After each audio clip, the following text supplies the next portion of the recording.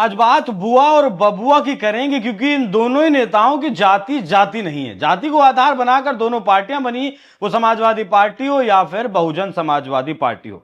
2027 में विधानसभा के चुनाव उत्तर प्रदेश में होने वाले हैं। अखिलेश यादव अपने पीडीए को और ज्यादा मजबूत करने में लगे हैं, तो वहीं मायावती भी सोशल इंजीनियरिंग कर रही हैं। दलित, मुस्लिम प्लस ब्राह्मणों को लुभाने की कोशिश कर रही हैं। मायावती ब्राह्मणों को लुभाने की कोशिश कर रही हैं, तो अखिलेश यादव खुद मायावती को लुभाने की कोशिश कर रहे हैं और सोच रहे हैं कि इस बार जैसा 2019 में गठबंधन दोनों का हुआ था, वैसा ही 27 के लिए भी कुछ हो जाए। क्योंकि राहुल गांधी के ऊपर तो अब उनके नेताओं को भरोसा नहीं रहा है, तो अखिलेश यादव को क्या ही भरोसा रहेगा। 2027 में कैसे इस पीडीए की या फिर मायावती की सोशल इंजीनियरिंग की काट योगी आदित्यनाथ ढूंढेंगे, उसी विषय पर आज चर्चा करेंगे। नमस्कार, मैं हूं आपके साथ अभिषेक पुंडीर और मेरे साथ मौजूद हैं सुमित शशांक जी, बीजेपी प्रवक्ता। सर, बहुत स्वागत है आपका। धन्यवाद। पहले अखिलेश यादव की पीडीए की अगर बात कर रहे हैं, तो क्या है इस पीडीए में, दम है कुछ? देखिए, जातीय गोलबंदी और जातीय गोलबंदी से आगे बढ़कर नमाजवादी परंपरा को संरक्षित करना, यही अखिलेश यादव का काम है। ये राज्य के लिए कभी नहीं सोचते हैं। इन्होंने कभी राज्य के लिए नहीं सोचा। इनके पिताजी ने भी राज्य के लिए नहीं सोचा। ये बुआ बबुआ की जो जोड़ी है ना, ये उत्तर प्रदेश की जनता इनको बहुत अच्छे से जान चुकी है। उत्तर प्रदेश की जनता विकास और विकास के मापदंड पे खरा उतरने वाले मुख्यमंत्री योगी आदित्यनाथ जी पर भरोसा करती है। ये मैं ऐसे ही नहीं कह रहा हूं। आप उत्तर प्रदेश जाइए और उत्तर प्रदेश में जिस तरीके से आपका ये ऑफिस जो है नोएडा में है और उत्तर प्रदेश में ही आता है, तो निश्चित तौर पे इंफ्रास्ट्रक्चरल डेवलपमेंट किस तरीके से दिखाई देता है, लॉ एंड ऑर्डर किस तरीके से दिखाई देता है, और बहन बेटियों की सुरक्षा किस तरीके से दिखाई देती है, ये तो किसी को बताना नहीं है। ये तो एक तरफ पश्चिम बंगाल की चर्चा हम कर रहे थे और एक तरफ उत्तर प्रदेश की चर्चा हो रही है। और यही उत्तर प्रदेश की चर्चा अगर कुछ दिन पहले आप करते हैं, जिस समय अखिलेश यादव की सरकार थी, तो आपने देखा था मुलायम सिंह किस तरीके से बोल रहे थे कि बहन बेटियों के बलात्कार होने पर उन्होंने स्पष्ट रूप से कह दिया था कि बच्चे हैं, गलती हो जाती है। दुर्भाग्यपूर्ण है, ये दुर्भाग्यपूर्ण है। यही बुआ के दुश्मन बने थे बबुआ और बबुआ के पिताजी। गेस्ट हाउस कांड उत्तर प्रदेश की जनता नहीं भूली है, देश की जनता नहीं भूली है कि किस तरीके से यही बुआ जो दलितों की मसीहा बनी फिरती हैं और आज जो ये पीडीए बना करके घूम रहे हैं बबुआ, जो पिछड़े और दलित की बात करते हैं, मुसलमान की बात करते हैं, ये सिर्फ इनकी बातों में ही विरोधाभास नजर आता है।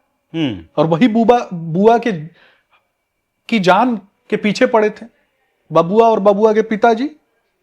तो क्या उस समय काशीराम की छवि उनको बुआ में नहीं नजर आती थी? उनको श्रद्धेय काशीराम जी की छवि बुआ में नहीं नजर आती थी। इनके नेताओं को श्रद्धेय काशीराम जी की छवि बबुआ में नजर आती है। श्रद्धेय काशीराम जी का जीवन, विचार, संघर्ष अंत्योदय का रहा है। भारतीय जनता पार्टी भी अंत्योदय पर काम करती है। अंतिम पायदान पे बैठे हुए व्यक्ति को सशक्त करना, उसकी आंखों के सपनों को जीवंत करना, उनको काम करना, समाज की मुख्य धारा में उनको जोड़ना, ये हमारा लक्ष्य है।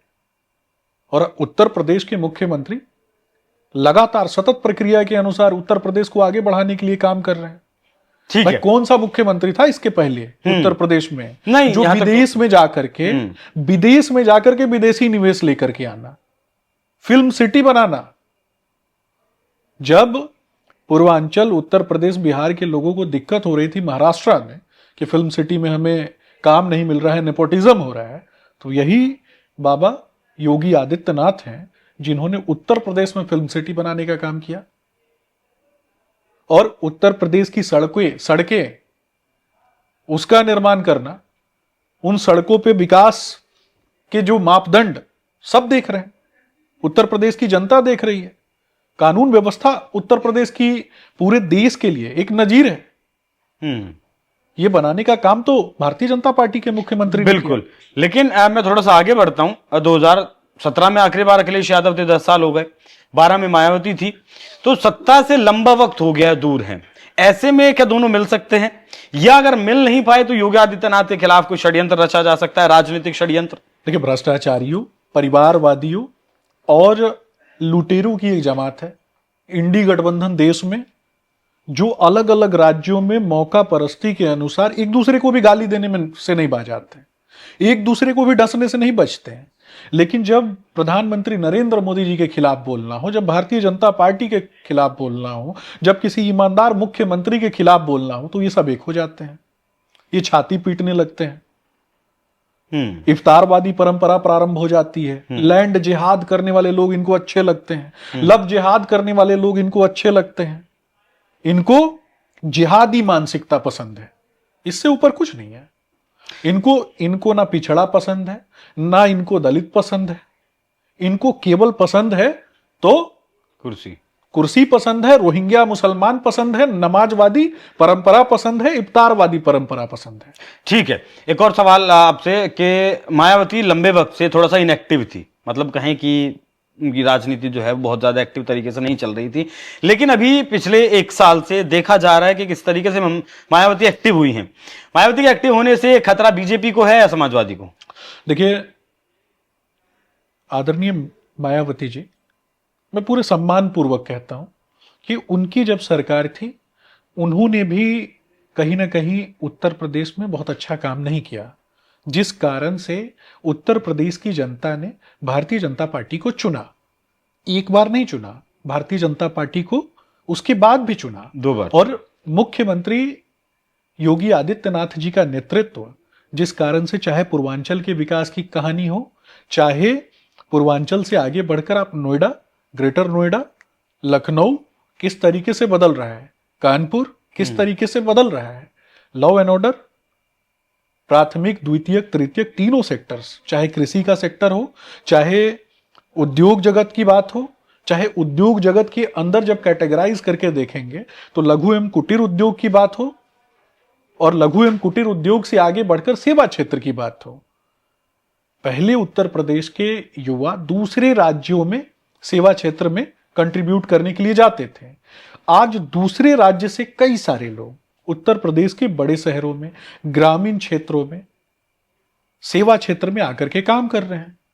ये बात अखिलेश यादव जैसे लोगों को कहीं ना कहीं उनके जहन में नहीं पचती है। उनको कौन पसंद था? मुख्तार अंसारी जैसे लोग, मऊ में दंगा कराने वाले लोग, बनारस में दंगा कराने वाले लोग, और बाबरी मस्जिद का निर्माण करवाने वाले लोग, बाबर की विचारधारा से फलीभूत होने वाले लोग अखिलेश यादव को पसंद हैं। और मैं कहता हूं कि बाबर इतिहास का गुंडा था। अब इतिहास के गुंडों से जो लोग प्रभावित होते हैं, इतिहास के गुंडों का तलवा चाटने में जिन लोगों को कहीं ना कहीं मजा आता हो, आप देखिए ना, इनका जो सैफई महोत्सव होता था वो तो समाप्त हो गया।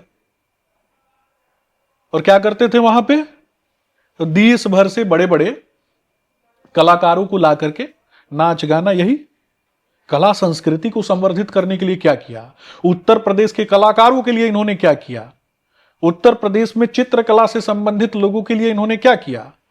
उत्तर प्रदेश में मैं ये पूछता हूं कि जो उत्तर प्रदेश की जो सीमाएं हैं, उन सीमाओं के अंदर जो कला संस्कृति को संवर्धित करने के लिए जो प्रयास किए जा सकते थे, उसके लिए अखिलेश यादव ने क्या किया?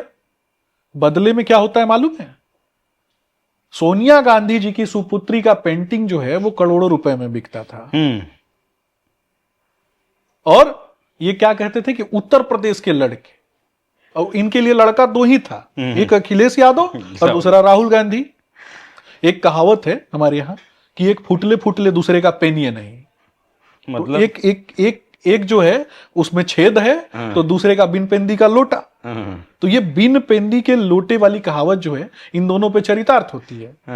कुछ भी होगा तो नमाजवादी परंपरा, इफ्तारवादी परंपरा, और उसके लिए हाय तौबा मचाना। लेकिन जब धर्म की बात हो, सनातन की बात हो, इंफ्रास्ट्रक्चरल डेवलपमेंट की बात हो, रोजगार सृजन की बात हो, नौकरी देने की बात हो, राज्य को संवर्धित करने की बात हो, तो उतर जाते हैं गाली गलौज पे। कोई पत्रकार, किसी पत्रकार ने प्रश्न पूछ दिया तो उससे पूछने लगे कि भाई बताओ तुम्हारी जाति क्या है। फिर किसी और पत्रकार ने प्रश्न पूछ दिया तो वो बोलेगी अरे भाई बताओ तुम्हारी जाति क्या है। ये जाति सूचक शब्दों से ये तो खुद टॉर्चर करते हैं आम जनता को। पत्रकारों को टॉर्चर करने का काम अखिलेश यादव ने किया है। इनकी मैडम का, इनकी जो पत्नी है, उनका एक तरीके से मैं पूछना चाहता हूं कि उनकी इनकम कैसे बढ़ जाती है भाई, करोड़ों, ये 45-47 करोड़ रुपए इनकम कहां से हो जाती है बताएं ना।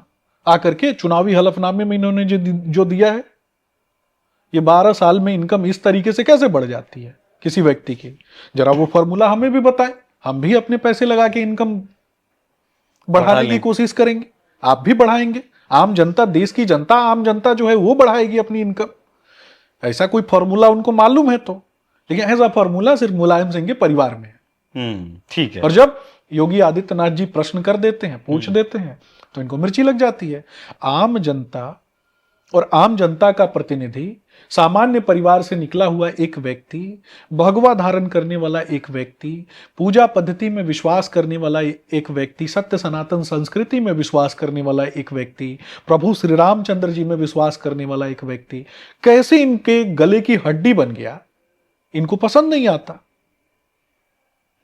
ये सपा के गुंडों को, ये लाल टोपी लगा के पहले जहां भी जाते थे लोग कहते देखो भैया ये गुंडागर्दी करने वाले लोग आ गए, अपराधियों की जमात आ गई, भूमाफिया आ गया, बालू माफिया आ गया, शराब माफिया आ गया। अब उत्तर प्रदेश में जो सरकार है इसमें ये शराब माफिया, बालू माफिया, भूमाफिया बन के दिखा दे। माफियागिरी अब यहां नहीं चलती है और जिस तरीके से मायावती एक्टिव हुई हैं और मायावती का भी कोर वोट दलित के साथ मुस्लिम भी है, तो अखिलेश यादव को इससे बहुत ज्यादा और बहुत बड़ा झटका लगने वाला है। योगी आदित्यनाथ ने पीडीए की भी काट ढूंढ ली है और मायावती की जो सोशल इंजीनियरिंग है उसकी भी कहीं ना कहीं काट उन्होंने ढूंढ लिया। बाकी सुमित जी बहुत धन्यवाद, आपका स्टूडियो है। बाकी दर्शकों आपकी इस विषय पर क्या राय है कमेंट बॉक्स में जरूर दीजिएगा। नमस्कार।